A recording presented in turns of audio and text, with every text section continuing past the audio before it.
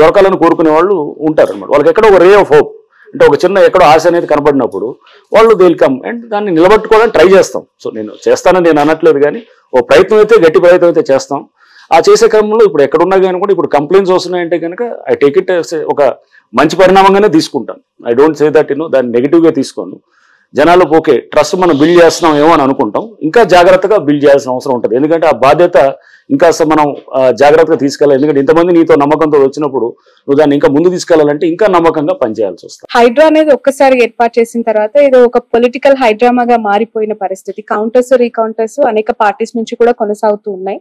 ఒక పార్టీ వాళ్ళు అంటున్నారు మిమ్మల్ని సంకిలం చెరువు పైన నిర్మించిన ఎడ్యుకేషనల్ ఇన్స్టిట్యూట్స్ ఎంఐఎం కి సంబంధించి కూల్ చేసే దమ్ముందా అని మిమ్మల్ని ప్రశ్నిస్తున్నారు. మరొకరు అంటారు నాది తప్పు ఉంటే నేను అక్రమంగా కడితే వచ్చి కూల్ చేయండి అని ఇంకోరు చెప్తున్నారు. అసలు మీకు ఏం ప్రెషర్ అనిపించట్లేదా సార్? ఈ పొలిటికల్ అఫిలియేషన్ ఏ విధంగా డ్రైవ్ చేస్తుందంటే దానికి పొలిటికల్ ఎవరికి వాళ్ళు మీకు దమ్ముందా మీకు ఇది ఉందా అది ఉందా అనే దానికి నేను రియాక్ట్ కాదలుచుకోలేదు. అవన్నీ కూడా ఎవరికి వాళ్ళు వాళ్ళ పొలిటికల్ వాళ్ళ కంపల్షన్సో లేకపోతే వాళ్ళ ఇంట్రెస్ట్ని డ్రైవ్ చేసుకోవడానికి చేసేటటువంటి వాటికి I don't need to react ఎవరికి కూడా. సో మాకు అక్కడ చేసేటప్పుడు ఒక పద్ధతి క్రమం బట్టి పోతాము. సో డెఫినెట్గా ఎఫ్టీఎల్లో ఒక ఎడ్యుకేషన్ ఇన్స్టిట్యూషనో లేకపోతే ఇది వచ్చినప్పుడు దాన్ని 100% దాని మీద యాక్ట్ చేయాల్సి వస్తుంది. బట్ చేసే క్రమంలో చాలామంది పిల్లలు ఉంటారు, చాలామంది వాళ్ళ అకాడమిక్ లైఫ్ ఉంటుంది, కాలేజెస్ ఉంటారు, స్టూడెంట్స్ ఉంటారు, స్కూల్స్ ఉంటాయి. సో వాళ్ళని ఒక బిల్డింగ్ మనం ఏది డెమాలిష్ చేసి మనం ఏదో విజయ గర్వంతో ఇది ఏదో ఎఫ్టీఎల్లో మొత్తం తీసామని అంటే కనుక పొరపాటు. ఆ ఎఫ్టీఎల్లో చెరువుని పరిరక్షణ అందింపడటం పిల్లల అకాడమిక్ లైఫ్ ని కూడా మనం జాగ్రత్తగా చూసుకోవాల్సిన అవసరం ఉంటుంది. అలా అని వదిలేసేది కాదు, మనం ఒక టైం ఫ్రేమ్ ఇవ్వాలి, ఇచ్చేసి వాళ్ళకు ఒక 6 months అకాడమిక్ ఇయర్ అయిపోగానే డెఫినెట్ గా అప్పుడు they will be liable for ఇది వెకేట్ చేసేటట్టు కూడా ఉండాలి. సో హైడ్రా కూడా హ్యూమానిటేరియన్ గ్రౌండ్స్ ఉన్నాయి, ఆ కోవలకు వర్తిస్తుంది చూస్తుంది అంటారు. హైడ్రా అనేది ఫైనల్ గా మనుషులతోటే నిండి ఉంటుందండి. హైడ్రా అనేది ఒక మాన్స్టర్ ఏం కాదు, సో మనుషులతోటే ఉంటుంది. చూసిన తర్వాత పేదవాళ్ళని ఎందుకు టార్గెట్ చేయమంటున్నాము? చిన్న చిన్న ఎప్పటి నుంచి వచ్చిన వాళ్ళు ఎందుకు టార్గెట్ చేయమంటున్నాము? ఎందుకు ఓన్లీ రిసార్ట్స్ నో లేకపోతే కమర్షియల్ గా ఉండేవాళ్ళు లేకపోతే ఎవరో దాన్ని ఒక అంటే ఎఫ్లూయెంట్ సెక్షన్స్ ఎందుకు టార్గెట్ చేయాలనుకుంటున్నాం అంటే దీంట్లో డిఫరెన్షియేట్ చేయాలి. అందరినీ ఒకే తీసుకురావటం అనేది ఇట్స్ నాట్ కరెక్ట్ కాదు. గవర్నమెంట్ కూడా ఆ విధంగానే ఇంటెంట్ తోటే ఉంది అండ్ నేను కూడా ఆ విధంగా పనిచేస్తానని నన్ను ఇక్కడికి తీసుకొచ్చినట్టు. అంటే ఎప్పుడు ఒక పాలసీ అనేది ఉన్నప్పుడు దానికి 2 వైపులా కూడా మనం జాగ్రత్తగా ఆలోచన చేయాలి. అండ్ ఇది సామాన్యులకి లేకపోతే పేదవాళ్ళకి ఇబ్బందికరమైన పాలసీని తీసుకొచ్చి మనం చేయటం అనేది కాదు.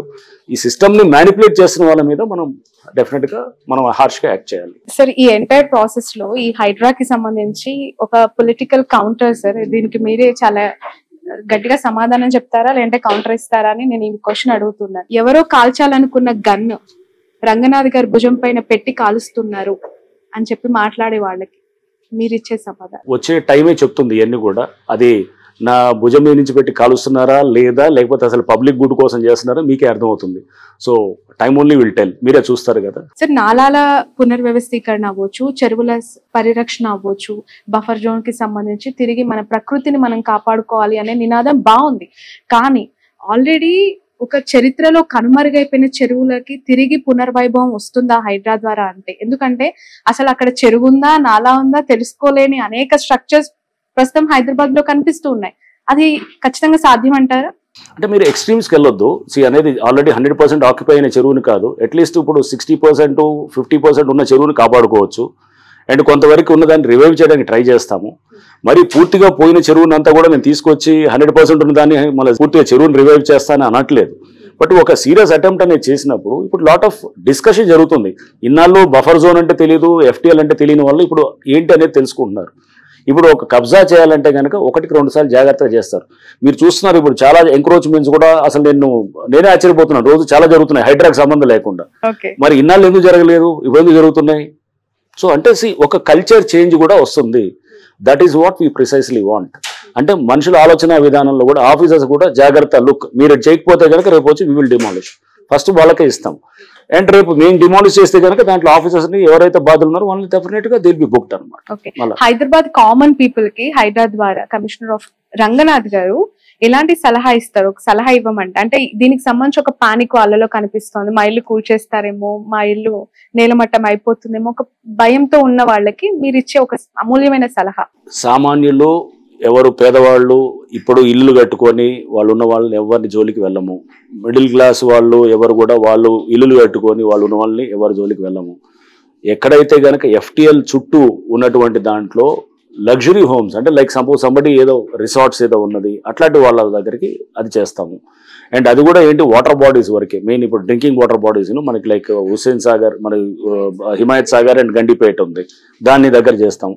వేరే లేక్స్ దగ్గర కూడా అలానే విల్లాస్ వాళ్ళని టార్గెట్ చేస్తామని అందరినీ అనట్లేదు. దాంట్లో ఇప్పుడు కన్స్ట్రక్షన్ చేస్తున్నారు. సపోజ్ కొంతమంది కన్స్ట్రక్ట్ చేస్తున్నారు, వాళ్ళని కూడా ఖచ్చితంగా చేస్తాం. ఎవరో నేను విల్లా కొనుక్కుంటున్నాను, చెరువు దగ్గర కొన్నాను, ఆల్రెడీ కొన్నాను, నేను విల్లాలో ఉన్నాను, అరే జస్ట్ బికాజ్ నేను విల్లా ఇది కొంచెం ఇది మంచి నేను కాస్త హైయర్ లెవెల్లో ఉన్నాను కాబట్టి నాది కూలగొడతారంటే అలా కూడా ఉండదు. సో దాంట్లో మనం వెళ్ళేటప్పుడు మీకు ఈ ఫార్ములేట్ చేస్తున్నాం. చేసినప్పుడు ఏది మేము వెళ్తామంటే ఫస్ట్ ఇదండి, అంటే బేసికల్గా ఒక కమర్షియల్స్ లేకపోతే వాళ్ళ అంటే అతని ఉండడానికి కాకుండా అతను ప్లెజర్ కోసం వాడేదాన్ని ముందు టార్గెట్ చేస్తాను, లేదా అతని కంఫర్ట్ కోసం కమర్షియల్ ఇప్పుడు ఒక ఏది కన్వెన్షన్ హాల్, లేదా అతను ఒక కమర్షియల్ కాంప్లెక్స్, లేదా ఒక రిసార్ట్, లేదా ఒక సమ్ గేమింగ్ విలేజో ఇట్లాంటి వాటిలన్నింటినీ కూడా డెఫినెట్గా it comes with in the purview of అంటే ఫస్ట్ ఫోకస్ చేసి నెక్స్ట్ స్టెప్ బై స్టెప్ తీసుకెళ్తూ అండ్ నాలాస్లో కూడా నాలాస్ పక్కన బఫర్లు ఉంటాయి. బఫర్లు దాని మీద కన్నా ముందు నాలాని బ్లాక్ చేసేది, నాలాని రివైవ్ చేయాలన్నమాట. మూసేసిన నాలాన్ని తెరిపించాలి. అది తెరిపించాలన్నప్పుడు దాంట్లో అన్నింటినీ మనం చేస్తే కనుక మొత్తం మనం ఒకేసారి అన్ని ఫ్రంట్స్ ఓపెన్ చేయకూడదు. సో మెల్లిగా స్టెప్ బై స్టెప్ వెళ్ళి దాన్ని గ్రాడ్యువల్గా ఆ ప్రాబ్లమ్ని లీస్ట్ పబ్లిక్ రెసిస్టెన్స్ తోటి మాక్సిమం పబ్లిక్ గుడ్ చేయగలిగితే కనుక then that is what we wanted.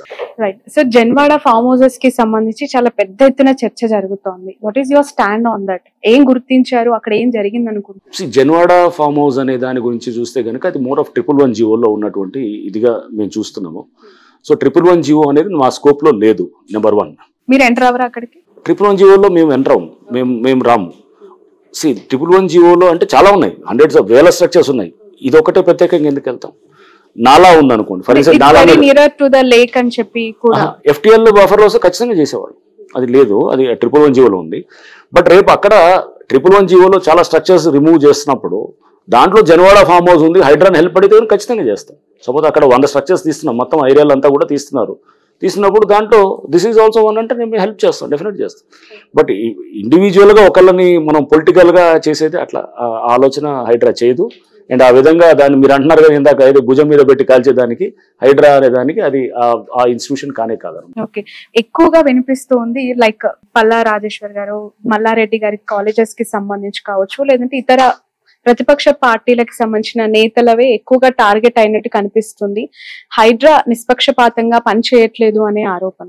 మీకు ఇన్నాళ్ళు మొన్న నేను రిలీజ్ చేశాము ఎవరెవరు డిమాలిష్ చేశామనేది. దాంట్లో TRS వాళ్ళు ఎంతమంది ఉన్నారు చూస్తే ఒకళ్ళు ఉండొచ్చు, బహుశా భాస్కర్ రావు గారితో ఎవరిదో ఉన్నట్టుంది. ఆయన కూడా is not a core politician కాదు. సో TRS వాళ్ళు ఎవరు లేరు అంటే మీరు అన్నట్టు BRS వాళ్ళది చేశారనేది. సో అది ఫస్ట్ ఆఫ్ ఆల్ అప్రహెన్షన్, ఆరోపణలు, అది నేను అప్రహెన్షన్కి రియాక్ట్ కాకూడదు. సో ఇది నెంబర్ 2 ఇస్ కొంతమంది MIM వాళ్ళది వి డిమాలిష్.